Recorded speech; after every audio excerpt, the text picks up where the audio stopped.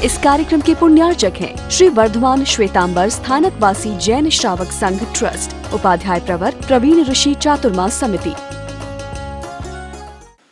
सामायिक दिवस नमस्कार महामंत्र का जाप और आज नमोत्थनम का जाप और साथ में चल रही अपने प्रभु महावीर की बनने की कथा। एक मकान बनने की यात्रा भी लंबी होती है, महल बनने की यात्रा उससे अधिक लंबी होती है और तीर्थंकर बनने की यात्रा ने त्रिलोकी के नाथ बनने की यात्रा। एक व्यक्ति का नाथ बनना हो तो 7 फेरे लेने पड़ते हैं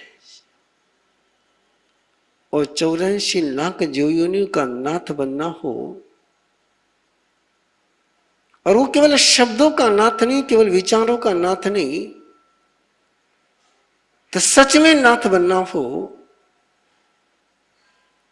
तो क्या करना पड़ता, उसकी ये कथा है। त्रिलोकीनाथ शब्द आप बोल जाते हो, लेकिन उस नाथ शब्द की जो महिमा है, और त्रिलोकी का नाथ होना इसका मतलब भवी अभवी सभी जीवों का नाथ बनना। और नाथ बनने का मीनिंग होता है कि उसकी पूरी सुरक्षा की जिम्मेदारी लेना, केवल आश्वासन नहीं देना, तो जो कहा उसको पूरा करके बताना है। और ये 84 लाख जीवने के नाथ बनने की यात्रा, सबसे पहले तो उन जीवों को अनाथ के रूप में महसूस करना, उनकी मजबूरियों को स्वीकार करना, उनके परेशानियों को समझना, उनकी व्यथा को समझना, उनके दुखों को समझना, वे क्यों दुखी है इसका कारण खोजना, और उनको दुखों से मुक्त करने का जो प्रयास करते हुए नाथ बनते हैं। बहुत बड़ा चैलेंज होता है,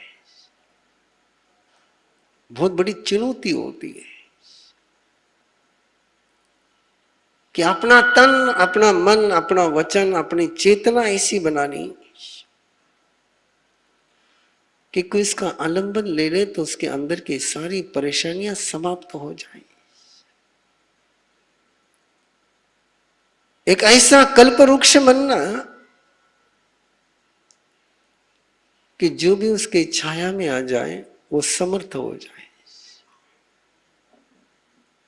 इसलिए महावीर बनने की यात्रा ये समझने की यात्रा, जीने की यात्रा और स्वयं में करेक्शन करने की यात्रा है।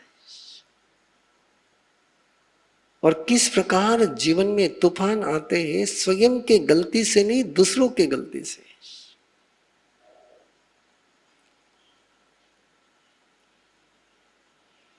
आदमी स्वयं में तो करेक्शन कर लेता है, लेकिन दूसरों की करेक्शन की जिम्मेदारी जब स्वयं पर आती, झेलना तो स्वयं को पड़ता है। जो रिलेटेड व्यक्ति होते, जिनके साथ आपका रिश्ता होता है, जिनके साथ आपका कनेक्शन होता है, उन पर आपका कंट्रोल कुछ नहीं रहता है, लेकिन वो जो कुछ करते हैं उसके परिणाम आपको भुगतने पड़ते हैं। इस वाक्य को फिर एक बार गहराई से अपने जीवन में देख लीजिए कि जिन पर आपका कंट्रोल नहीं है, जिनको आप नियंत्रित नहीं कर पाते,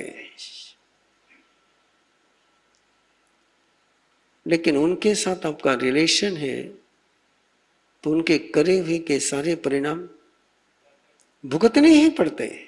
आप ये नहीं कह सकते कि मेरी गलती क्या है, तुम उनके साथ जुड़े, यही गलती है। मैंने विश्वभूति की यात्रा शुरू करते समय एक बात कही थी, बिना गुनों की सजा भुगतनी, इसको विश्वभूति कहते हैं। अच्छाई की सजा भुगतनी, इसको विश्वभूति कहते हैं।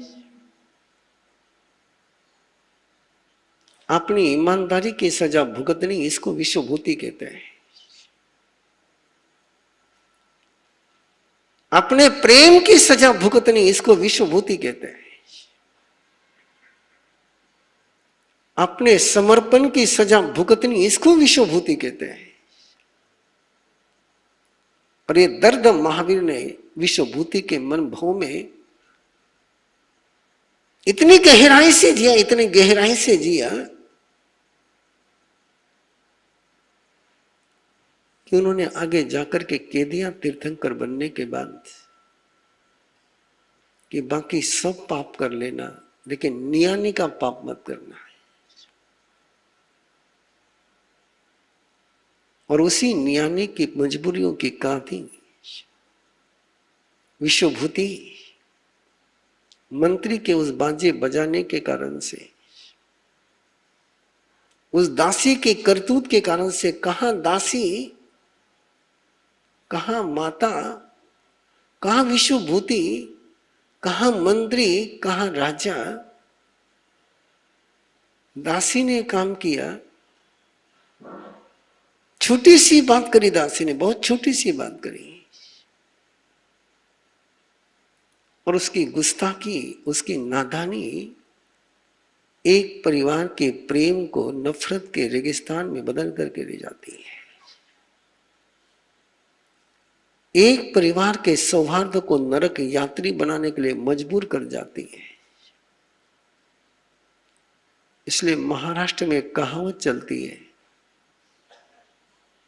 उसका हिंदी बोल रहा हूं मैं आपको, सयाने का गुलाम होना लेकिन मूर्ख का मालिक नहीं होना है।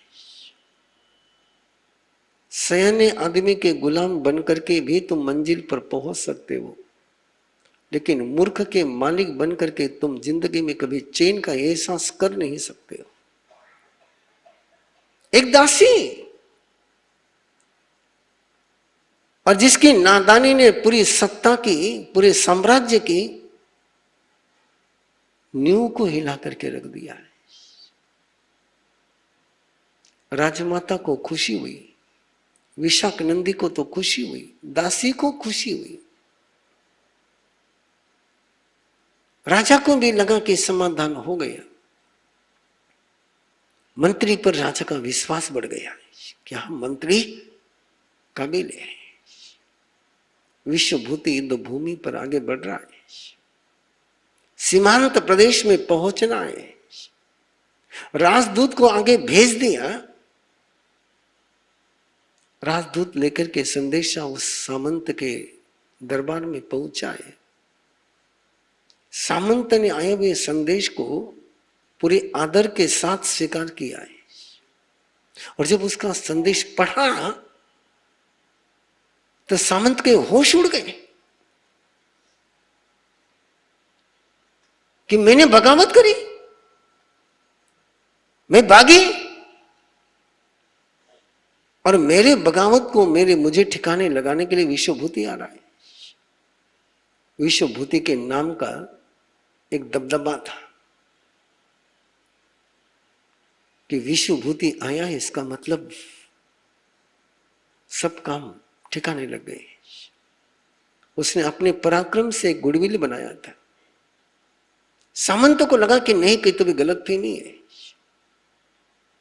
उसने अपने वृद्ध मंत्री के पास संदेशा दिया। वृद्ध मंत्री ने संदेशा को पढ़ा और राजा को कहा कि मैं जाता हूं विश्वभूति के स्वागत के लिए, मैं अकेला जाता हूं। बोले सेना की जरूरत नहीं, बोले कि मिसअंडरस्टैंडिंग है, गलतफहमी हो गई है, और गलतफहमी को दूर करने के लिए सेना लेकर के जाऊंगा तो गलतफहमी और बढ़ जाएगी। गलतफहमी को दूर करना हो तो छोटा सा रास्ता है, भक्त बनकर के पहुंचो तो गलतफहमी दूर हो जाती है, दावेदार बनकर के पहुंचो तो गलतफहमी मजबूत हो जाती है,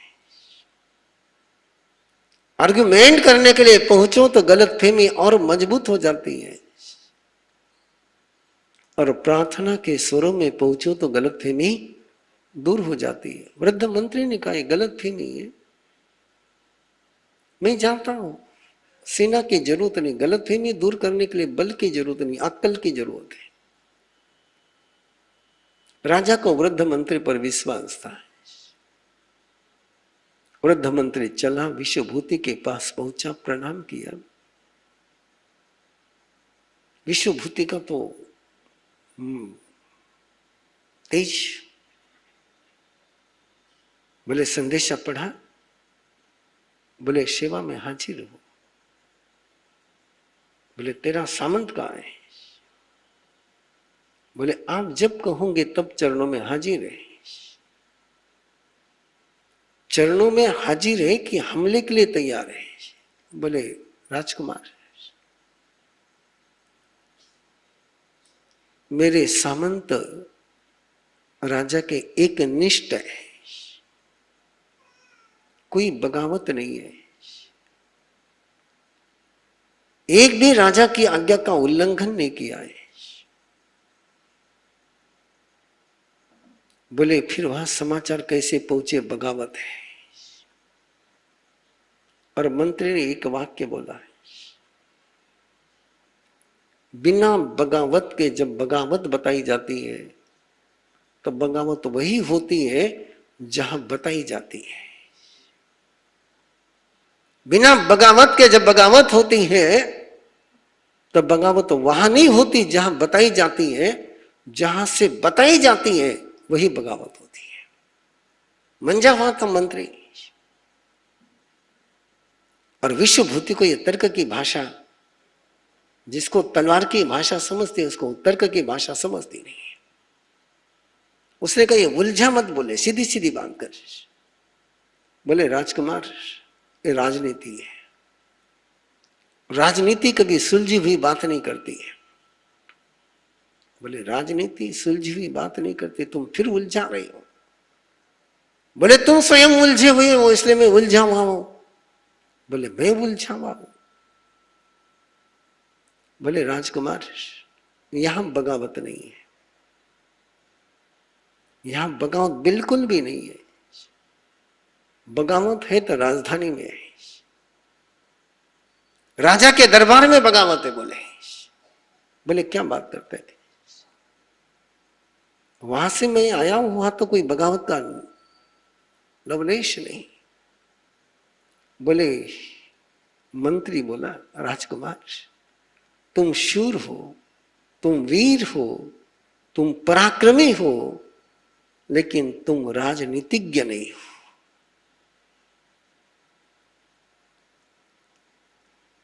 विश्वभूति ने कहा नहीं हूं मैं, मुझे बात बताओ। बोले। और वृद्ध मंत्री ने पूछा ये युद्ध की मंत्रणा कैसी हुई?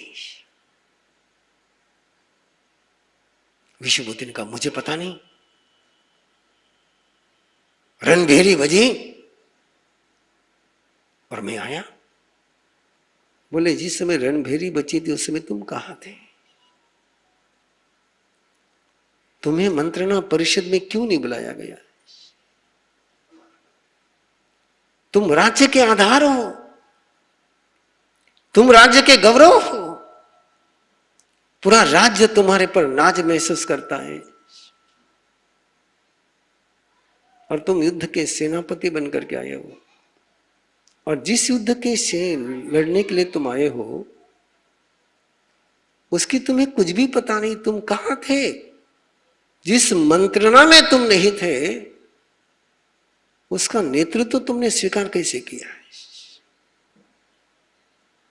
बोले राजा जी आ रहे थे, मेरे तात आ रहे थे, बड़े तात आ रहे थे, और मेरे रहते बड़े तात युद्ध के लिए आ जाए तो मैं किस लिए हूं? वृद्ध मंत्री ने फिर पूछा कि राजकुमार, यदि निर्णय की प्रक्रिया में तुम नहीं थे तो जब निर्णय हो रहा था तब तुम कहां थे?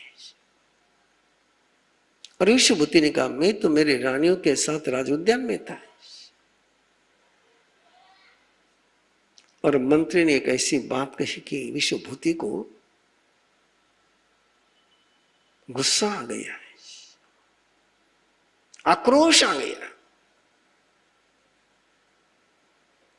मंत्री ने कहा कि तेरे से राज उद्यान छीनने के लिए युद्ध का दिखावा किया गया है। बोले मेरे से उद्यान छीनने के लिए तुम हमारे घर में फूट डाल रहे हो, तुम हमारे में लड़ाई लगा रहे हो, उद्यान छीनने की बात क्या है? बोले मेरा दुश्मन कौन है जो मेरे से वहां युद्ध से उद्यान छीनेगा? उद्यान तो हमारे घर का है। बोले कोई दुश्मन का थोड़ा है। बोले वृद्ध मंत्री को सारा प्रोटोकॉल पता था। बोले राजकुमार, यहां बगावत नहीं है, मैं तुम्हारे चरणों में हूं, मैं तुम्हारे शरण में हूं, तुम चाहे तो मुझे कैदी बना करके भी ले जा सकते हो, लेकिन मैं एक सत्य बात तुमसे कह रहा हूं कि तुमसे उद्यान छीनने के लिए सारा पाखंड रचा गया है। बोले मेरे तात मेरे साथ पाखंड है? तुम हमारे प्रेम में दरार लाना चाहते हो, तुम हमारे घर में फूट डालना चाहते हो। मंत्री ने कहा कि राजकुमार, मैं फूट डालना नहीं चाहता हूं, जो फूट पड़ी वो बता रहा हूं, मैं डाल नहीं रहा हूं। बोले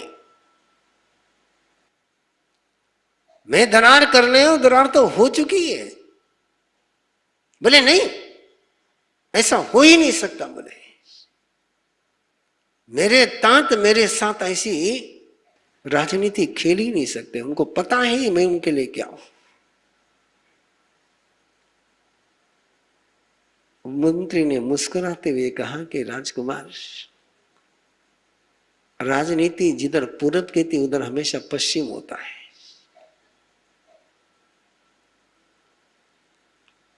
दिन कहे तो समझ लेना रात होती है। तुम राजनीति को नहीं जानते हो। तुमसे उद्यान छीनना था, विशाखानंदी को देना था, इसलिए ये सारा खेल खेला गया। इस कार्यक्रम के पुण्यार्चक हैं श्री वर्धमान श्वेतांबर स्थानकवासी जैन श्रावक संघ ट्रस्ट, उपाध्याय प्रवर प्रवीण ऋषि चातुर्मास समिति, महावीर भवन इंदौर।